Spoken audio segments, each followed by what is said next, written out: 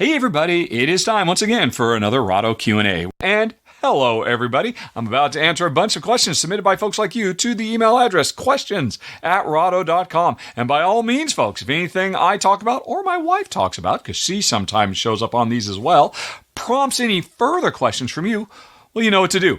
Questions@rahdo.com is the email address. Keep them coming, folks. I want to hear your cues so I can AM. And speaking of which, let's get right to it. But, folks, I'm going to talk about several different topics today, and if any of them don't really strike your fancy, don't worry. There are links down in the show notes that let you jump around from question to question so you can listen to just the parts you're interested in. All right, sound good? Then let's go. 3. Based on your last Q&A, number 32, you're a Q&A watcher. You're not a podcast listener. All right. Is there ever a situation when you're ranking games where you feel like you like Game A better than Game B? Game B is clearly better than Game C. But Game C better than when compared to Game A, even though you feel A was better overall game? Perhaps if you factor in genre. If so, how do you handle these situations? Thanks for your questions. Jonathan, that happens all the frickin' time. And, because obviously every time I rank a new game, I rank it compared to my other ones. And, probably maybe 1 out of 5 times I'll see, oh, this game is so much better than that, but oh my God, this other game is so much better. And what that will do is, the way I resolve that is, okay, not only am I ranking this game, I'm re-ranking these other games too. Because clearly, when I ranked this game long ago, I did not give it enough thought. Because my rankings are trying to be a clear and definitive linear list without these kinds of loops. And so if that, what is your specific example? I like A, baby, I like C better than C. So C is ranked too high. And, something about when I ranked it compared to what was in my list at that point, it made sense, but I will reconcile that. That's why you will see games.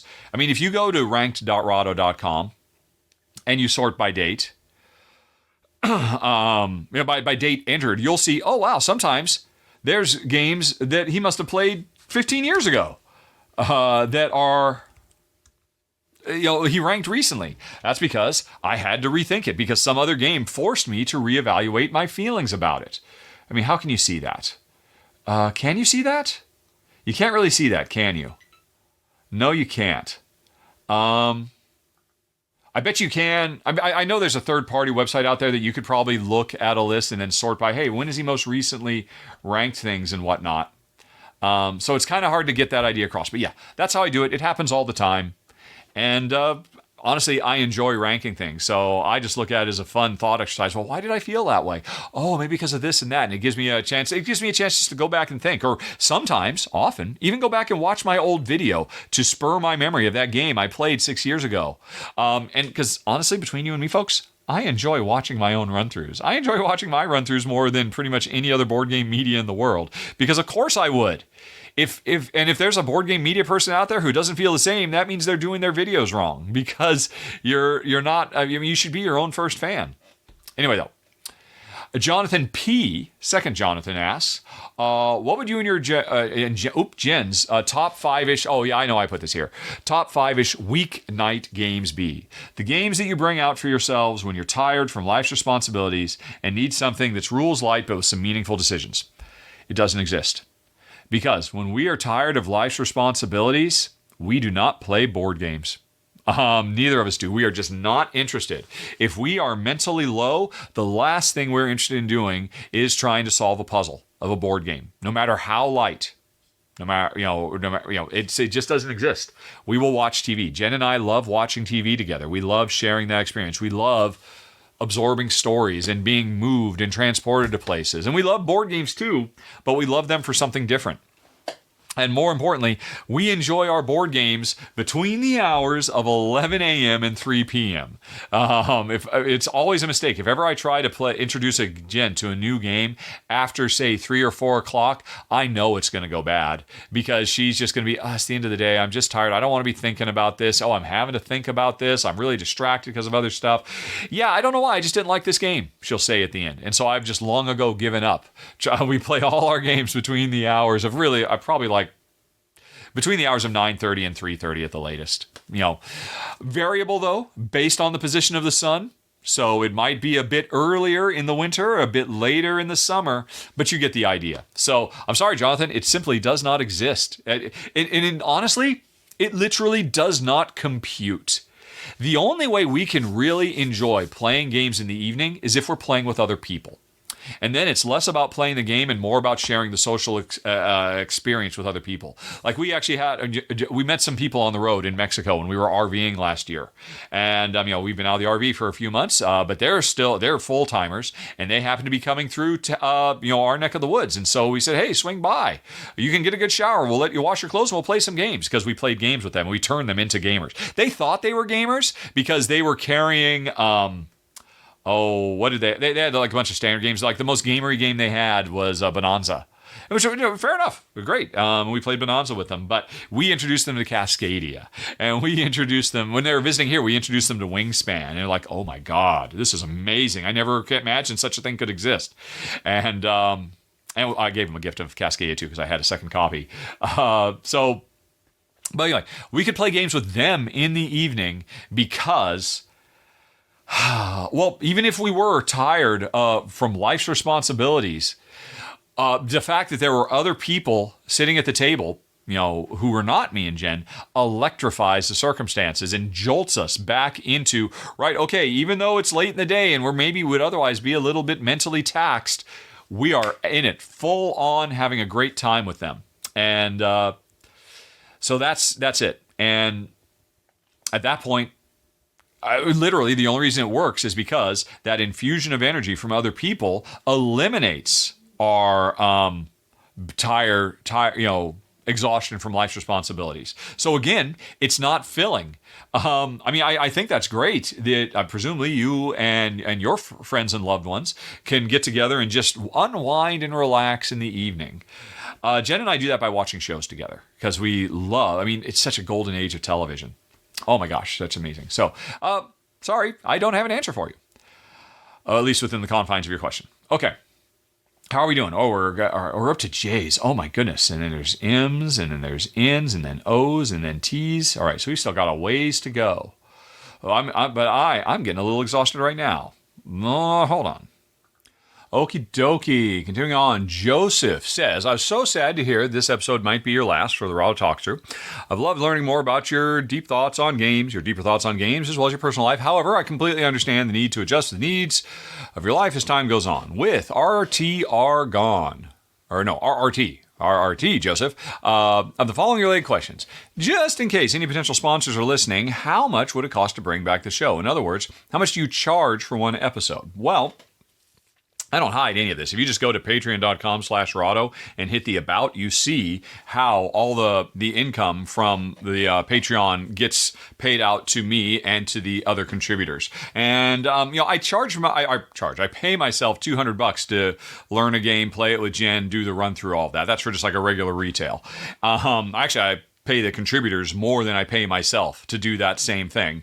And but I would say the podcast is a little bit tougher, especially because Jen has to spend a lot of time on camera. Whereas, for just doing a run through, all she has to do is play the game with me so I can get it down and learn how to play and see, how both of us feel about it.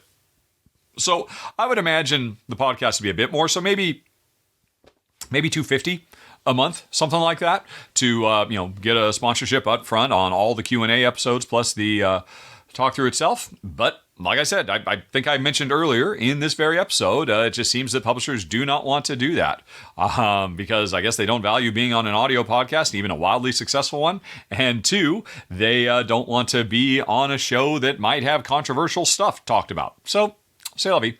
Two, Joseph continues. The podcast is the only place where people could learn about your personal life. Will there be another program made in the future to fill the void?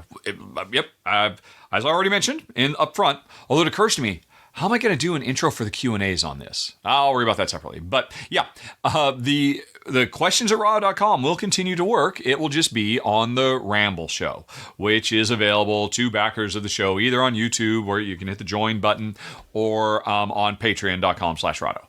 What will you miss most about the podcast? Well, I think probably it is really great to have a platform to talk about things other than board games, and really more than anything else. And as much as I can, I try to use this as a platform to spread a message of positivity about literally our human species, and but also, as a platform to point out problems and issues that need fixing and all that. So I really appreciate getting a chance to do that. But I mean, I can do that any old time if I want to. I think probably the best part is, the repeat questioners who come back month after month after month, and they'll often say how much they appreciated my last answer, and it made them think about something else. And so getting evidence that I'm making people think about things, maybe looking at it from a different perspective, is hugely satisfying to me. So I really would like that. It's cool sometimes. Sometimes Jen surprises me with her responses to stuff, and I would have expected her to zig, and she zags instead. So that's always kind of nice. It's not that often, granted. I mean, we've been married for what now? 40 years. 40 years. No, not 40 years. That can't be right. 30 years. Oh, over 30 years we've been married. So we don't surprise each other too often, but it has happened. So that's kind of cool as well. Dog pictures are always nice too.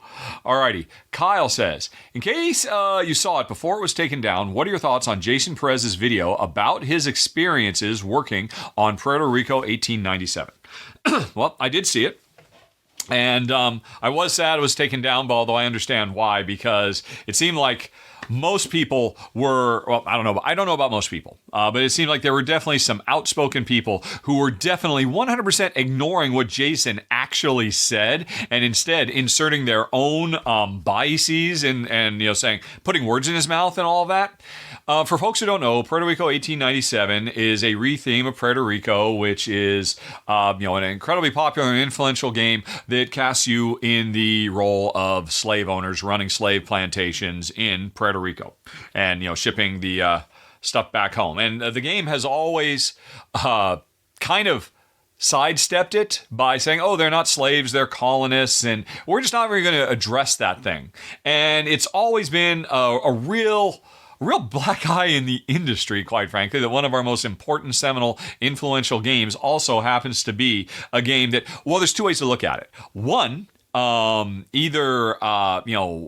basically turns a blind eye to, or actually, no, I guess there's no choice about it. There's only one way. Basically turns a blind eye and pretends the suffering didn't exist, and just erases. I mean, it either lets you actually be a slaveholder and it just lies and says these things are slaves, or that's what most people think, that they're lying and actually saying that the brown discs are slaves. In fact, I don't think they are. I think the game does, something just as bad, which is it erases the slaves and just pretends they don't exist. And then, oh, well, you can just ignore all that. See earlier in this very podcast where I talked about how easy it is to say, oh, it's just a game, nothing really matters. Who cares about what other people think or how this might affect other people? All that matters is I'm having fun, right? And so Puerto Rico has always been a problem. Jason Perez is a board game media person who, as a thought experiment, posted a video saying, look, we can re-theme these games without sacrificing the gameplay. Still want everybody to have a fun time, but how about we take the same message, which is either minimizing or completely erasing lived stories and and just pretending it didn't happen. How about we just tweak these things so you still have the same gameplay, you still present a historical narrative, but focus on some of the good. So Puerto Rico 1897 was basically the exact same gameplay as Puerto Rico, but it was set after slavery was abolished and during a brief time in history where Puerto Rico was able to be more self-determinative. And so Puerto Rican farmers, so you're not playing European farmers running slave plantations to raise crops to send back home. Instead, you're playing actual Puerto Rican farmers who are just trying to make their livelihoods with the exact same mechanisms and all that. And so Jason put that video up as a thought exercise. And then, he ended up working with the publisher to say, hey, let's make that real. Let's change Puerto Rico to Puerto Rico 1897. And Jason talked at great length about, the good stuff that happened and the bad stuff. And And also the mistakes he made as well, that he freely admits that he was effectively young and naive and didn't really do right by himself and get himself a proper contract considering how much work he would actually have to go on and do. And so he was disappointed by that, but he accepted it. He's like, okay, well, lesson learned. I won't put myself in this situation in the future. And so, he was living, and he was still supporting the game. He was still its biggest booster, its biggest proponent everywhere. But then came the announcement that there was going to be a Puerto Rico 1897 Deluxe Edition. And that's where things really got hard for him emotionally, because he was not consulted on that. And, they just went on ahead and said, they just pushed him to the side and said, okay, you who poured your blood, sweat, and tears into this, who is better situated than literally any other human being on this planet to drive this project forward, who still has a lot of ideas about how to make it better and could make the deluxe edition of PR 1897 the best thing it could possibly be. There's literally no person in the world better situated than Jason to make the deluxe version everything it could possibly be. And the publishers, the original publisher and the new publisher, basically just completely ignored him and pushed him to the side. He reached out and said, well, hey, I've definitely got more ideas. I'd love to work with it. And they said, thanks, no thanks. We're done with you. We're going to pass and we're going to have other people work on it. And as a game developer myself, God, that stings, and God, that sucks. After I heard that's what happened, I took my Puerto Rico video off the channel, and I'm not going to support Puerto Rico 1897.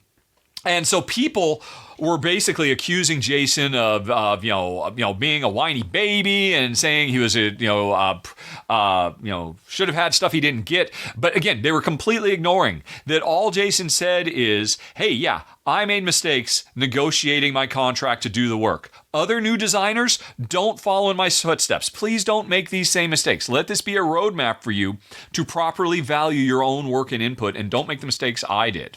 But still, I made those mistakes. I'm living with it. But then, for them to literally just kick him to the curb, he was not the original designer. He didn't work on the gameplay, but he worked on turning it into something truly special, truly representing the best of what the board game industry could have to offer. And for them to ignore his contributions, never mind the fact that, in the original one, they gave him equal billing with somebody who only put in a couple of hours of just a quick few phone calls. And that doctor got equal billing with him, even though he put in hundreds of hours, not only working on the design and going back and forth, but also supporting it throughout the years, developing a following so that people would be excited about this, so it could be a big event. And for them to just say, oh, all of that, we're going to make you share credit with somebody who did almost nothing. Okay, that's fine. He's like, that's my fault. I didn't put stronger wordage into my contract. But then when there's time for a new thing, and as I remember, when it got announced, the first thing Jason did is he posted on Board Game Geek, well, I'm not involved with this, but if I were, here's a few ideas I would have to be able to push even farther and make this an even stronger, example of the best of what it could be. And I'm sure he was doing that kind of, I guess, as, a tryout to basically prove that, look, there is worth. Why don't you call me and I'll work with you on this? And they didn't. And then eventually he called them and they said, yeah, no thanks. We don't need you anymore. This thing that was your passion project that only happened because of you, this would not exist if it weren't for you. We are literally going to kick you out. And say, thanks for everything you've done in the past, but you will not. This is going to be, when it eventually comes out, it's going to be a monster hit. It's going to raise over $1 million. It's going to make a lot of people a lot of money, but not Jason. Jason got kicked to the curb. And how do I feel? I found, I was kind of where Jason was. The other stuff, it's like, okay, yeah, you were young, you made some mistakes, but you still believe in the project, you're still passionate about it. There's just kind of a twinge, and that's okay. I made dumb mistakes in my early, career too, and I always didn't value my own work. And School of Hard Knocks, you learn these things as you go forward. That was like, all right, well, that's not great, but hey, lesson learned. But to then turn around and kick him to the curb. It's, Jason is Puerto Rico 1897, at least the 1897 part. And for them to go and build on that, it'd be one thing if Jason said, you know what, I think I've already done. I wish you the best of luck. I'm letting it go. Then, of course, yeah, go ahead, find somebody else to collaborate with. But it's it makes me angry on Jason's behalf, and it made him hurt and angry and disappointed. And of course, Riley aware of the irony that what is symbolically happening to him now, all of his work being co-opted while he is forgotten. That's literally what happened in the original Puerto Rico, where all the hard work, and the blood, sweat, and tears that built those plantations, the people who did it, they are just literally forgotten and brushed off to the side. So what happened in the game happened to him in real life. So there was, it was definitely a lot of irony going on as well, and I think it's horrible. It's infuriating, and I've not often seen something so egregious, such a wrong done. So that's where I come down, Kyle. Alrighty. And see, it's stuff like that maybe is why people or publishers don't want to sponsor this show. Because again, I will speak my mind on such topics. All right, moving on. And that will be the end of this session of the Rahdo Q&A. Thank you, folks, for watching and also for submitting your questions. Send me more to the email address questions@rahdo.com, and I'll get you covered in a future episode. And in the meantime, if you would like to hear some more, you're in luck. I have been doing the Rahdo Talks Through audio podcast for years now with my wife, Jen, and we have got hundreds of hours for you to enjoy. You can hit that big box that's on screen right now if you want to dive deep. Also, you can go on ahead and subscribe so you won't miss the next Rahdo Q&A. And thank you, folks, for watching, for listening. Have a very, very nice day. Talk to you later. So long. Bye-bye.